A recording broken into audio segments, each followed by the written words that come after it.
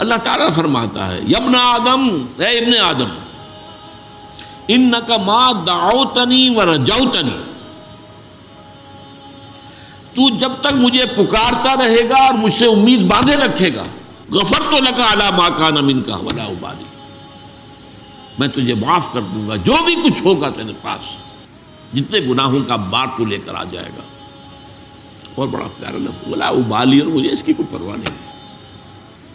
اے میرے بندے، اے آدم کے نسل، اے ابن آدم، اگر تیرے گناہ آسمان تک پہنچ جائیں، ان کا انبار اتنا ہو کہ آسمانوں کو چھو رہا ہو، اور کہ پھر بھی تم مجھ سے استغفار کرے گا تو میں تجھے معاف کر دوں گا۔ اگر تو میرے پاس حاضر ہوگا زمین کے حجم جتنے گناہ لے کر، ثم لقیتنی، اور پھر تو مجھ سے ملاقات کرے گا، اب آ گیا وہ لفظ استثناء والا، لا تشرک بی شیئا، یہ شرط پوری کرتے ہوئے کہ میرے ساتھ شرک میں ملوث نہیں۔ یہ میں نے آیت پڑھی آپ کے سامنے کہ 2 مرتبہ آیا سورہ نساء میں، ان اللہ لا یغفر ان یشرک بہ، اللہ اسے تو ہرگز معاف نہیں کرے گا کہ اس کے ساتھ شرک کیا جائے۔ فرش التراب يضمني وهو غطاء، کہ یہ مشرکین جن آلہہ کو پکارتے ہیں، یعنی انبیاء، صدیقین، اولیاء اللہ یا ملائکہ جو فی الواقع موجود ہیں، ان کے وجود سے تو انکار نہیں ہے، باقی اور جو کچھ گھڑ لیے ہیں وہ اپنے طرف سے، ان کے لیے تو کوئی دلیل نہیں ہے، نہ عقل میں، نہ نقل میں، نہ وحی میں، لیکن یہ تو واقعہ ہے، فرشتے ہیں، ملائکہ ہیں، اولیاء اللہ کی ارواح ہیں، انبیاء کی ارواح ہیں، لیکن یہ ان کو جو پکار رہے ہیں یہ کام غلط کر رہے ہیں۔ اولئک الذین یدعون، جن کو یہ پکار رہے ہیں، یبتغون الی ربہم الوسیلہ، وہ تو خود اپنے رب کی قرب کی تلاش میں ہیں، وَيَرْجُونَ رَحْمَتَهُ، اور اپنے رب کی رحمت کے امیدوار ہیں، وَيَخَافُونَ عَذَابَهُ، اور وہ بھی اللہ کے عذاب سے بالکل نڈر نہیں ہے۔ جیسے کہ حضور نے فرمایا کوئی شخص محض اپنے عمل کی بنیاد پر جنت میں داخل نہیں ہوگا۔ جب کسی نے بڑی ہمت کی پوچھ لیا کیا حضور آپ بھی؟ فرمایا ہاں، الا ان تغمد بی ربی رحمت ربی، جب تک کہ اللہ مجھے ڈھانپ نہ لے گا اللہ اپنی رحمت سے، میں بھی نہیں داخل ہوں۔ اس سے حضور خالی نہیں، اور کون ہو سکتا؟ تو بین الخوف والرجاء کا معاملہ جو ہے، البتہ ایک حدیث بیان ہوتی ہے سبقت رحمتی علی غضبی، میری رحمت میرے غضب پر غالب آ گئی، میری رحمت میرے غضب پر بازی لے گئی ہے، سبقت رحمتی علی غضب۔ اس کی شرح اصل میں یہ حدیث ہے جو آج ہم پڑھ رہے ہیں۔ اس میں اللہ کی ایک شان آئی ہے کہ وہ غنی ہے، بے نیاز، جیسے فرمایا ایک جگہ پر ما یفعل اللہ بعذابکم، اللہ کو تمہیں عذاب دے کر کیا لینا ہے، لئن آمنتم وشکرتم، اگر تم ایمان اور شکر کا راستہ اختیار کرو تو اللہ معاذ اللہ سیڈسٹ نہیں ہے کہ کسی کو تکلیف دے کر اسے خوشی ہوتی ہو، معاذ اللہ، ما یفعل اللہ بعذابکم۔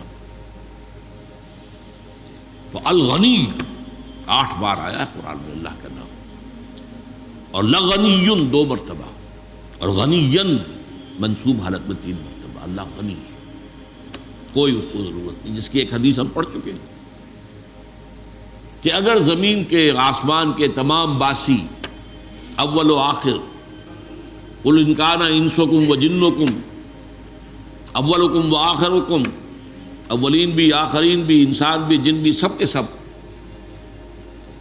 جو بدترین انسان ہو سکتا ہے ویسے بن جائیں، تب بھی اللہ کی سلطنت میں کوئی کمی نہیں ہوگی۔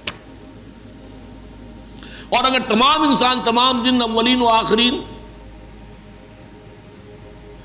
سب ولی بن جائیں اللہ کے، تو اللہ کی سلطنت میں کوئی اضافہ نہیں ہوگا۔ یہ ہے اس کی شان غنی۔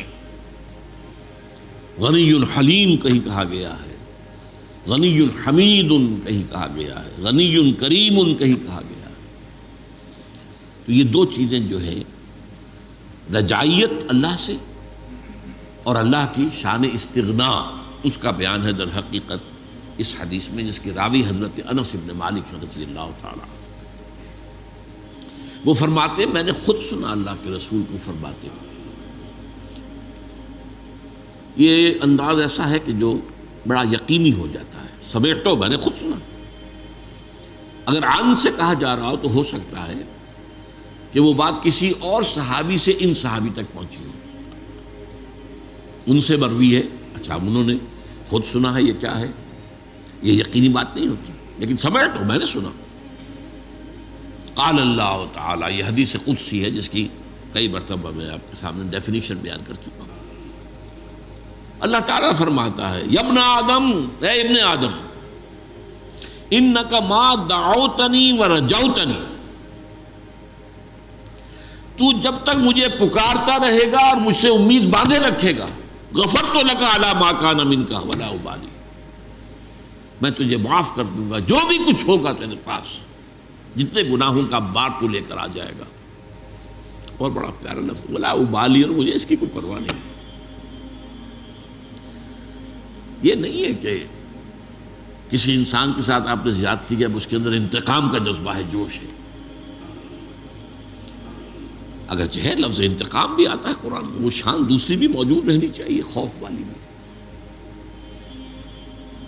اس اعتبار سے۔ لیکن یہ کہ جو رجا کا پہلو غالب ہے، انکا ما دعوتنی، دو شرطیں ہیں، جب تک مجھے پکارتے رہو، مجھ سے دعائیں کرتے رہو، مجھ سے استغفار کرتے رہو، میری مغفرت طلب کرتے رہو گے، ورجوتنی، اور مجھ سے امید رکھو گے کہ اللہ تعالیٰ رحیم ہے، اللہ تعالیٰ غفور ہے، اللہ کی شان غفاری، رحمتی وسعت کل شیء، میری رحمت نے ہر شے کا احاطہ کیا ہوا ہے، جو میں سنا چکا ہوں۔ سبقت رحمتی علی غضبی، رحمتی وسعت کل شیء، میری رحمت تو ہر شے کا احاطہ کیے ہوئے۔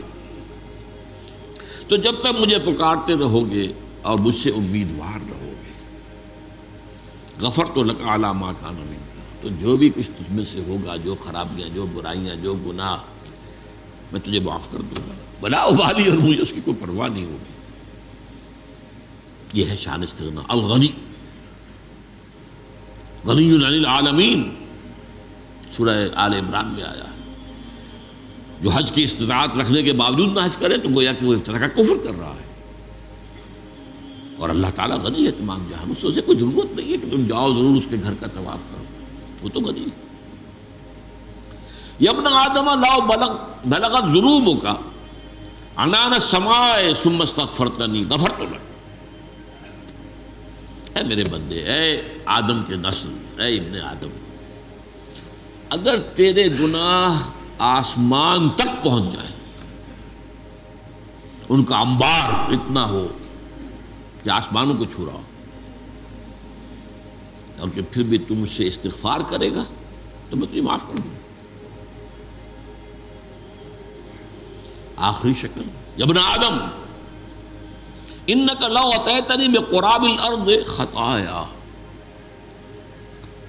اگر تو میرے پاس حاضر ہوگا زمین کے حجم جتنے گناہ لے کر، ثم لقیتنی، اور پھر تو مجھ سے ملاقات کرے گا، اب آ گیا وہ لفظ استثناء والا، لا تشرک بی شیئا، یہ شرط پوری کرتے ہوئے کہ میرے ساتھ شرک میں ملوث نہیں۔ یہ مضمون میں نے آیت پڑھی آپ کے سامنے کہ 2 مرتبہ آیا سورہ نساء میں، ان اللہ لا یغفر ان یشرک بہ، اللہ اسے تو ہرگز معاف نہیں کرے گا کہ اس کے ساتھ شرک کیا جائے، وَيَغْفِرُ مَا دُونَ ذَلِكَ لِمَن يَشَاءُ، بخش دے گا جو بھی کچھ ہوگا اس کے سوا، جس کو چاہے گا. یعنی یہ بھی نہیں ہے کہ یہ معافی کا اعلان عام ہو رہا ہے، یہ اللہ جس کو چاہے گا. اور جس کو چاہے گا میں کیا شرط ہے؟ اللہ ہی کو پکارتا رہا، کسی اور کو نہ پکارا ہو، اللہ کو پکارا. کہیں غوث العظم کو نہ پکارا ہو، کہیں کسی نبی اور رسول کو نہ پکارا ہو، کسی کو نہ پکارا. لا تدعوا مع اللہ احدا، اللہ کے ساتھ کسی اور کو مت پکارو. اس اعتبار سے اگر تو میرے پاس آئے گا زمین بھر، زمین کے حجم جتنے گناہ لے کر، ثم لقیتنی لا تشرک بی شیئا، پھر تو میرے ساتھ ملاقات کرے اس حال میں کہ تو نے شرک نہ کیا ہو میرے ساتھ، لاتیتک بقرابھا مغفرۃ، تو میں زمین کے حجم جتنی ہی مغفرت لے آؤں گا تیرے لیے. تو شرطیں کتنی آئی ہیں اس حدیث کے اندر. ما دعوتنی و نجوتنی، پہلی بات تو یہ ہے کہ اگر تم مجھے پکارتے رہے اور مجھ سے امیدوار ہوئے. ایک آیا استغفرتنی، مجھ سے مغفرت چاہیے. اور سب سے بڑی شرط، ہاتھی کے پاؤں میں سب کے پاؤں کے مطابق شرک نہ ہو. اب اس سے آپ کو اندازہ ہو جانا چاہیے، اور دو مرتبہ جو آئی ہے سورہ نساء میں، شرک کو معاف نہیں کرے گا، یہ اعلان عام ہے. تو شرک در حقیقت کتنا عظیم گناہ ہے، لیکن اس کی حقیقت کو سمجھنا آسان کام نہیں. ہوس چھپ چھپ کے سینوں میں بنا لیتی ہے تصویریں.